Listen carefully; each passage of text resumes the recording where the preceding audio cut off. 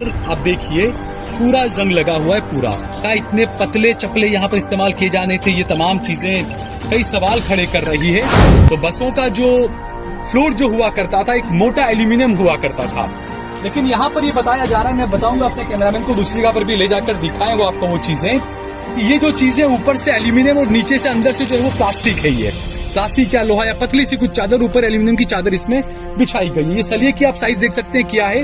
क्या ये 500-600 लोगों का वजन झेल सकता है? ये बड़ा सवाल है। ब्रिज टूटा था, ये वो यही था, यही केबल पूरा टूट गया था।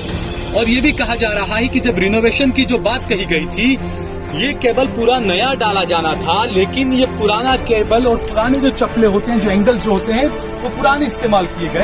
तो मैं बात बता रहा था कि एल्यूमिनियम की बहुत पतली शीट ये यूज की गई। आप देखिए जो ब्रिज टूटने के बाद में सारी चीजें यहाँ पर लाकर रखी गई है, तो ये चीजें कई सवाल खड़े करती है, क्योंकि कई चीजें हम यहाँ पर आपको दिखाएंगे। आप ये देखिए, इसके अंदर जो बताया गया था कि 2 करोड़ रुपए की लागत से इस ब्रिज को रिनोवेट किया गया है।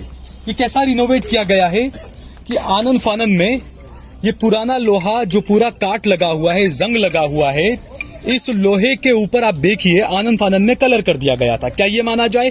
क्योंकि ये दिख रहा है सारा कि किस तरीके से यहाँ पर आप देखिए पूरा जंग लगा हुआ है पूरा।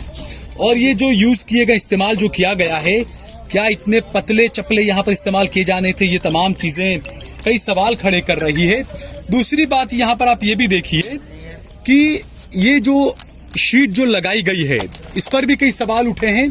क्योंकि नॉर्मली आपने देखा होगा कि आप जब पहले बसों में घुमा करते थे, तो बसों का जो फ्लोर जो हुआ करता था एक मोटा एल्यूमिनियम हुआ करता था, लेकिन यहाँ पर ये बताया जा रहा है, मैं बताऊंगा अपने कैमरामैन को दूसरी जगह पर भी ले जाकर दिखाएंगे आपको वो चीजें कि ये जो चीजें ऊपर से एल्यूमिनियम और नीचे से अंदर से जो है वो प्लास्टिक है। ये प्लास्टिक या लोहा या पतली सी कुछ चादर, ऊपर एल्यूमिनियम की चादर इसमें बिछाई गई है। ये सलिए की आप साइज देख सकते हैं क्या है।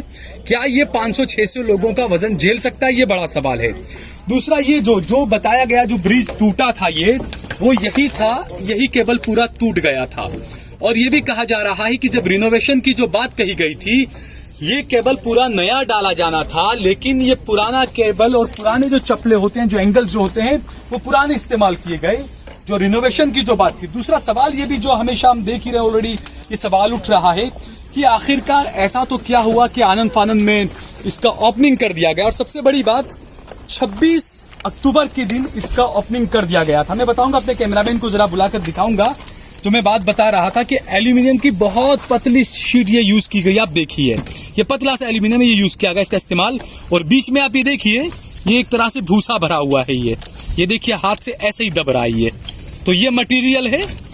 आपको कुछ चीजें ये भी याद दिला दें कि गोदी मीडिया के दौर में ये हुआ करता था। जब बंगाल में जब एक ब्रिज गिरा था, तो गोदी मीडिया ने सीधे मुख्यमंत्री का चेहरा लगा दिया था और बताया था कि भ्रष्ट नेता हैं और जो ब्रिज का जो ठेकेदार हैं, उनके बीच में क्या कोई साठगांठ है।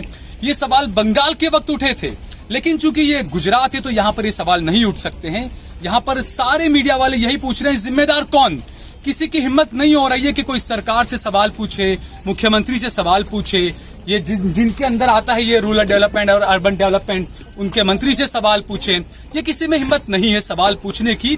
दूसरी बात, आप अगर खामोश हो जाएंगे, इसके लिए सिर्फ ये अधिकारी या ठेकेदार जिम्मेदार नहीं है, आप जनता भी इसके लिए इतनी ही जिम्मेदार हैं। क्योंकि हादसे होते हैं, आपके घर परिवार के लोग मारे जाते हैं, आप खामोश रहते हैं और आप एक तरह से खामोश रहकर इंतजार करते हैं कि दोबारा ऐसा हादसा हो जाए। आपको सवाल करने होंगे, आप खामोश रहते हैं, आप सरकार को आप कहीं ना कहीं समर्थन कर देते हैं कि हाँ, हम आपके साथ हैं, आप भले घोटाले करते रहिए, हम आपसे सवाल नहीं करेंगे।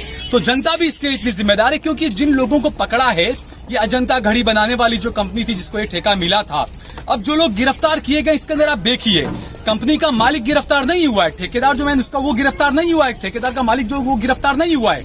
कौन गिरफ्तार हुआ है? टिकट चेकर गिरफ्तार हुए हैं, सिक्योरिटी गार्ड गिरफ्तार हुए हैं। जबकि 26 अक्टूबर के रोज इस ब्रिज का जिस कंपनी ने ठेका लिया हुआ था, वो आए अपने बीवी बच्चों के साथ में, वीडियो शीडियो सब आए, अच्छे से ओपनिंग कर दिया ब्रिज का। ब्रिज शुरू हो गया, हर रोज 400-500 लोग आ रहे थे। अब आप सोचिए, 26 तारीख से लेकर 30 तारीख तक क्या प्रशासन सो रहा था?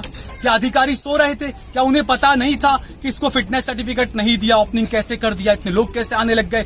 26 से 30 तारीख तक का जवाब कौन देगा? जनता को होना चाहिए कि जनता सवाल करे। अगर आप इस वक्त खामोश हो गए तो इंतजार करिए दोबारा दूसरे हादसे का, क्योंकि आपकी ये खामोशी ऐसे भ्रष्ट नेता